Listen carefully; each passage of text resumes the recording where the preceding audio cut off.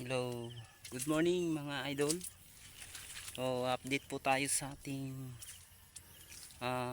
farm ng ating sili ngayon sa gitna ng matinding ulan. How many this almost 1 week ang ating malakas na ulan or mahagupit sa ating bansa. Ito naman talaga ang weather kapag December, November dito sa Visayas mga idol. Ito yung nagkaroon ng malakas na ulan. So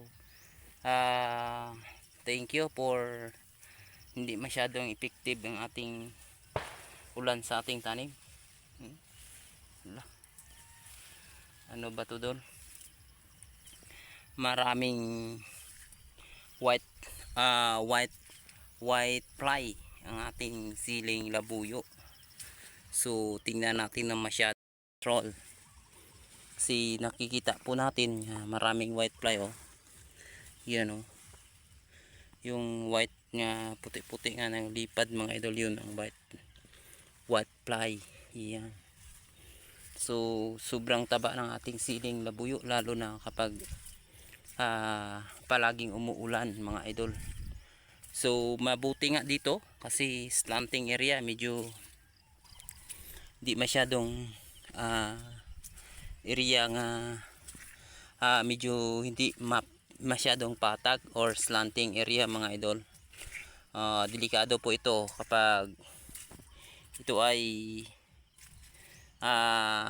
sobrang patag kasi gumagawa itong stagnant water mga idol. So ito ay magandang area para sa ating sili, para sa ating pananim. So makita natin mga idol nga siksikan yung mga putot niya, pati na yung mga bulaklak niya kasi ito ay parami na parami ang kanyang mga bunga mga idol. Yun ayan yan mga idol.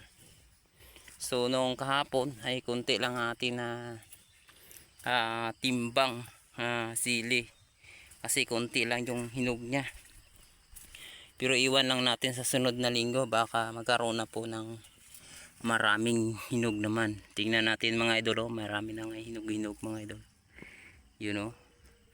Kakapitas lang po ito pero makita natin na mayroon na mga mula-pula ang gitna nating mga sili.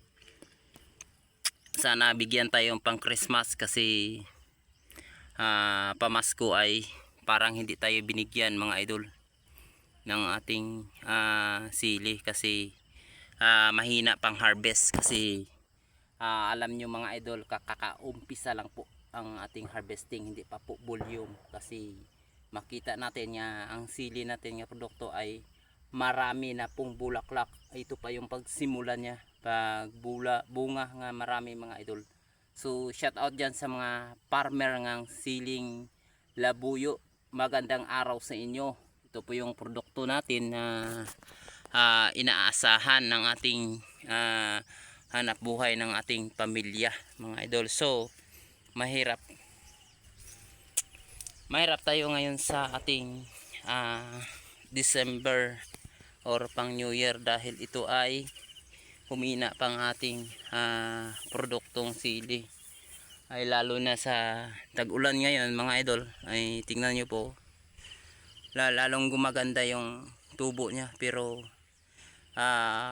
hindi pa nga ito nag-volume ng bunga kasi mula lang po mga idol. Maraming mga putot at saka bulaklak. Sigurado sinik yun lahat mga idol. Ganyan talaga ang mga forma lahat mga idol kapag gumaganda ang ating tanim. Sa sunod na bulan makita guro natin nga puro na bunga to, lahat ay mga bunga na to mga idol, makita natin dito. So hindi nga kami mag-spray kasi malaki talaga ng aming gamit ng pang-spray.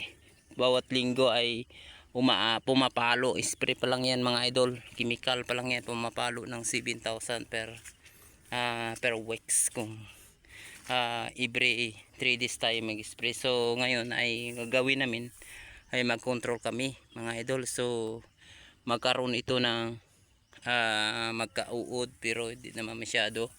Okay lang yung mga idol kasi tugas naman to, or medyo may kagulangan na pong dahon niya. Pwede na po ito mga idol, mag-control tayo. Kasi wala tayong income, wala tayong ibubuga dito mga idol. So iyon, alam naman natin ang hirap ng buhay ngayon, ang hirap kumita ng pera lalo dito sa farm pag hindi pa tayo naka-harvest ng masyado. Ang mahirap talaga mga idol. So ganito nakataba ang aming siling labuyo. So tingnan natin mga idol, ang laki-laki ng daanan pero halos tatakpan niya lahat.